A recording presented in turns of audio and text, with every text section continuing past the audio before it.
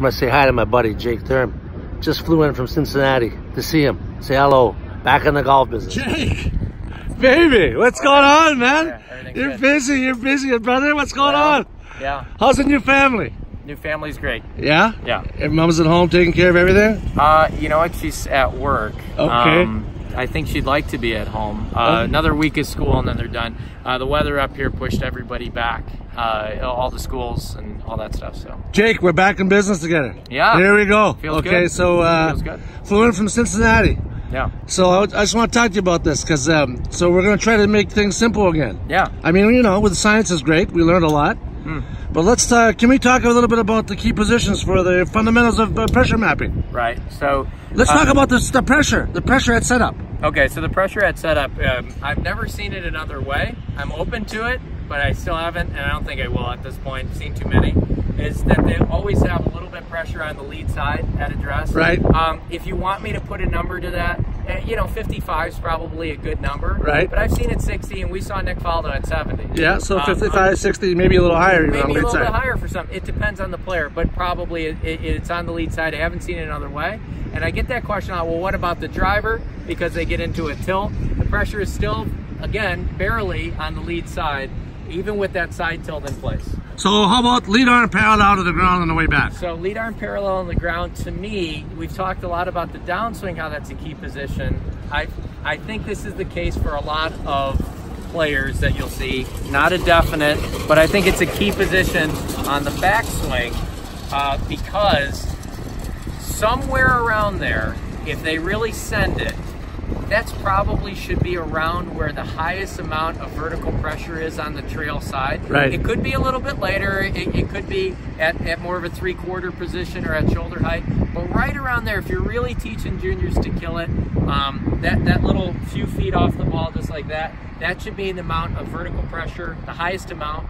And then it should start dissipating, and basically we start interacting with the ground on the lead side to what will eventually accommodate a center of mass move. So I think that's pretty important. The reason I say that is because so many amateurs come to me, and this is a wonderful drill. I set this up at the teaching summit.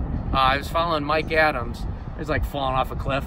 But I followed Mike Adams, and I told them this. I go, the Hideki pause at the top can be a wonderful drill for organizing the center of mass of the golf club, but from a ground force reaction standpoint, the problem with that is the pause at the top drill puts the highest amount of vertical pressure on the trail side at the top, and that is not what we see for people that absolutely kill it.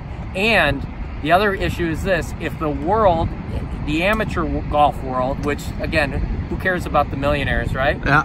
If they struggle, 90% of them, to get to the lead side soon enough, Yeah. then the Hideki drill, to me, from a ground force reaction standpoint, maybe isn't the best drill and could limit their potential. So Yeah, go ahead. lead arm at address, 55, 60 lead side. Right. Lead arm parallel to the ground on the way back, 55, 60 into the trail heel. Yeah. Oh, definitely that, because that is the rotation of the hip socket. The pelvis is going deep and behind you, which is obviously going to serve as a counterbalance for your forward, your inclination to the ground to be relatively similar than it was at address and threat. And then when the lead arm is parallel to the ground on the way back, pressure transition, Yeah. pressure's already beginning to move to the lead side. It is. So obviously the center, the COP, is the average amount of vertical pressure underneath each foot. So that doesn't mean that they're on their lead foot. It means that is the preparatory move that's going to start moving it forward. So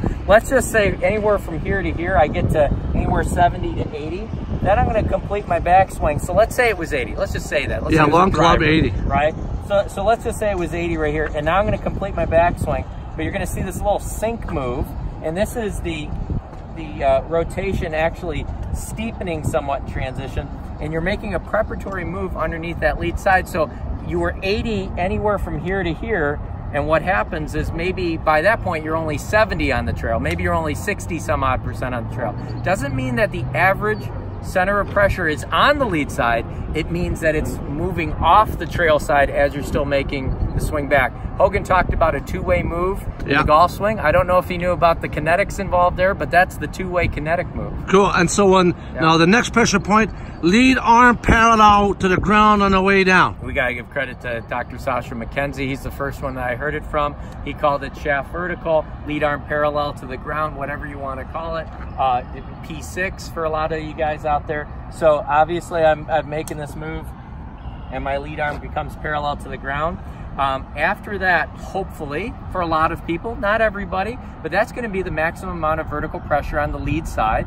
And I would hope with a lot of my players, again, not everybody, but a lot of them, I want them, after that moment, to be in pure rotary and vertical motion from that moment on. So when you see that, they call it the Sneed squat, or they'll show Rory, or something like that. So just right here, they're going to be into pure rotary and vertical motion. In other words, their center of mass is moving that way, but it is being far outweighed by the amount of rotation and vertical motion. And so after that, for an iron, break on the lead toe, clear through the lead heel. Absolutely, absolutely.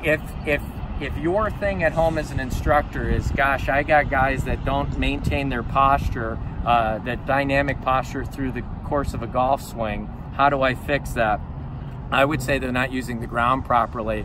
And more than likely this, yes, it has something to do with the pitch of the shaft and the openness of the face in transition, no question about that, but the reaction to that in terms of pressure is what you'll see is pressure in the toes.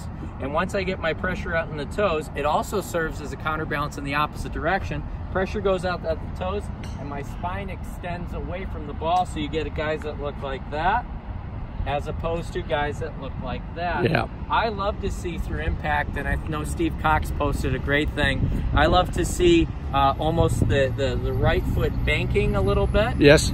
Especially with scoring clubs, banking a little bit. And then through impact, I love to see, maybe you could fit a golf magazine underneath my trail foot.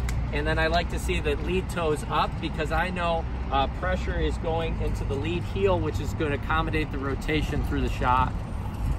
If you're coming out of your posture, there's two checkpoints for me. From a ground force reaction standpoint, I don't think that you're interacting with the ground in a way that would allow you to stay in your posture. So in other words, you can put that chair up against your rear all you want. I did that too. Yeah. And if you're not interacting with the ground properly, when you do go and make a dynamic movement and hit a golf ball, you're gonna, doesn't matter, you can take thousands upon thousands of swing with the chair leaning on your butt, it won't help. You have to interact with the ground, and pressure to the lead heel sooner rather than later will accomplish one, rotation, two, a counterbalance so you can stay in posture longer, and three, it's a great way to push up. Jake Thurm, good to be back, Hash, with you, man. Yeah. Out, baby, good to see you. Chicago. Chicago.